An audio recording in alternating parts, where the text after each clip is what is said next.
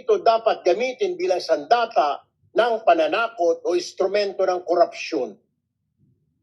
Unfortunately, only 2% of the total tax collected by the BIR from the business sector came from LOAs or mission orders. The 98%, ladies and gentlemen, from voluntary tax payments by the businesses. So ibig sabihin, Mr. Chair, 2% lamang ang pumapasok sa kaban ng bayan sa total tax collection. Yung the rest, 98% voluntary. So where did the rest of the collection go from these instruments? E di po sa bulsa ng mga examiner, RDOs at regional directors. Ganito po yung modus, Mr. Chair. 25% lang ng koleksyon kasi napupunta sa gobyerno yung may resibo. 75% goes straight to their pockets. If these complaints are true, then we are looking at systematic abuse that harms not only individual taxpayers but also the nation's business climate and international reputation. Kapag nawalan po ng tiwala ang negosyo, local man o foreign, nawawala rin po ang trabaho, nawawala ang kita at oportunidad para sa ating mga kababayan. Today, this committee will seek the truth, Mr. Chair. We will examine how LOAs and mission orders have been issued, enforced, and allegedly exploited. We will ask hard questions. We will demand clear answers. And we will hold accountable anyone who has betrayed their sworn duty to serve with integrity. Our goal here is simple: to restore trust, protect our taxpayers, and ensure that public power is never, ever again used for private gain. Maraming salamat po. That's all, Mr. Chair. Thank you, Mr. Vice Chairman Tulfo. Senator JB, you're recognized. Thank you, Mr. Chairman. Our Senate President, of course, our colleague Senator Tulfo. Pleasant good morning. The very instrument meant to ensure lawful tax compliance is being weaponized for corruption and extortion. Sinimulan po natin buksan ang issue ng pang-aabuso ng ilang kawani ng BIR sa pamamagitan ng issuance ng Letter of Authority o LOA noong Department of Finance briefing para sa 2026 budget. Inulit ko ito sa plenary interpellation ng budget at lumabas na pati pala sa iba pang nating mga kasamahan na senador, marami na rin pong sumbong sa kanila. Lalo na ang mga ambassador at mga miyembro ng American European Chambers ang may umangal na laban sa mga LOA ng BIR at nakakahiya na talaga po tayo. Alam natin na ang mahalagang papel na ginagampanan ng BIR sa pagpopondo ng mga programa ng gobyerno. Ngunit base sa mga impormasyon natin, tila na agrabyado ang gobyerno dahil pinagkakitaan din ang tax collection. May mga lumapit po sa ating tanggapan at may kanya-kanyang sumbong, ngunit ang malinaw ay ito. Mayroong umiiral ng mga modo sa BIR na kumpirma natin. Ito pong sumusunod ang Letters of Authority, ang multiple LOAs. Ang una pong modus base sa mga report sa atin ay ang pag-issue ng multiple LOAs within a taxable year or succeeding taxable years. Naranasan daw po ito ng mga taxpayer mula sa Quezon City na Jurisdiction and Revenue Region number 7A kung saan sa loob ng 6 na buwan, 4 na LOA ang inisyu sa kanya. Ikinuwento na rin po ng isang sender na 4 na beses na siyang nagkaroon ng LOA mula sa BIR Lawag, tig-2 para sa kanilang mini grocery at kainan. Isa lang siyang pangkaraniwang negosyante na nagsusumikap para sa pamilya at sa 3 nilang anak. Utang sa bangko ang kanilang pinambayad sa BIR. Ang isa pa ay bloated or unsupported assessment, Mr. Chair. Bukod po sa multiple LOAs, mayroon din pong lumalabas sa report sa atin tungkol sa bloated na halaga ng tax assessment na walang basihan. Ang report po sa atin ay nag-offer, halimbawa ang BIR examiner sa City of Manila, na isettle ang LOA sa halagang 400,000 all-in. Dahil hindi sila pupayag sa hinihilagay, naglabas ang examiner ng assessment na umabot ng 13 milyon or 13 million pesos.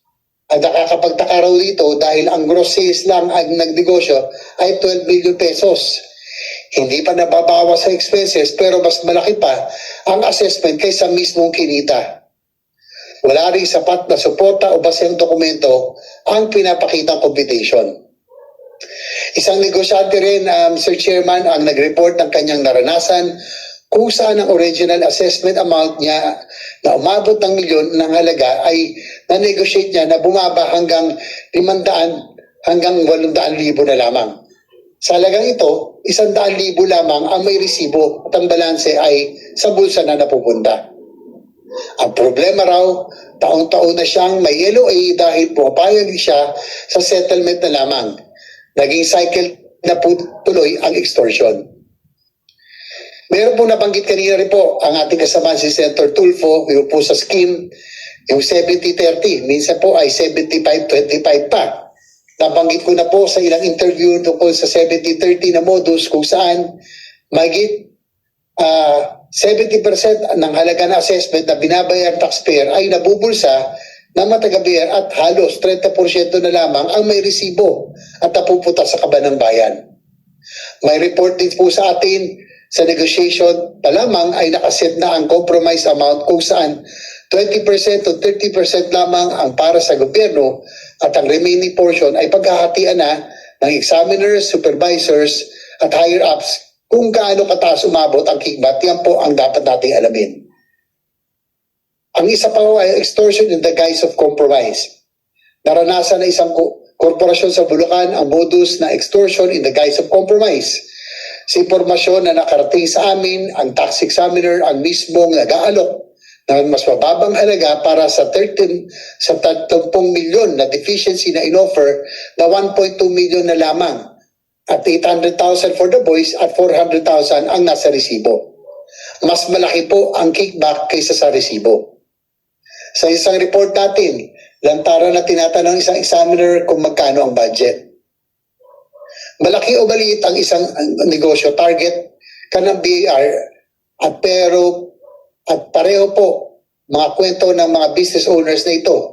Nagagamit ang LOA sa harassment, coercion at pilit na negosasyon.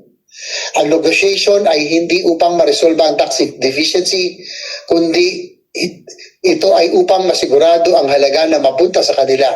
Sa halip na tulungan natin ang ating mga kababayan na lumago ang negosyo, ginigipit pa ang pinagkakakitaan. Takot din po ang ating mga kababayan na magsubo sa BAR offices dahil sa pangamba na mas lalo sila pag-iinitan at gipitin. Mr. Chairman, sabi nga po nag-email sa akin ang kanyang LOA experience ay dalawang klase daw ang tax natin ayon sa BAR. Ang unang klase, magkano sa BAR at ang pangalawa naman, magkano ang sa amin.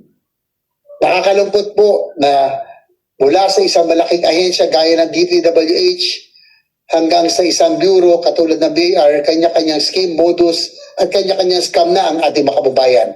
Nagsimula sa floodgates, ngayon naman po ay LOA naman po. Mr. Chairman, we have to stop this culture of corruption that is now plaguing this country.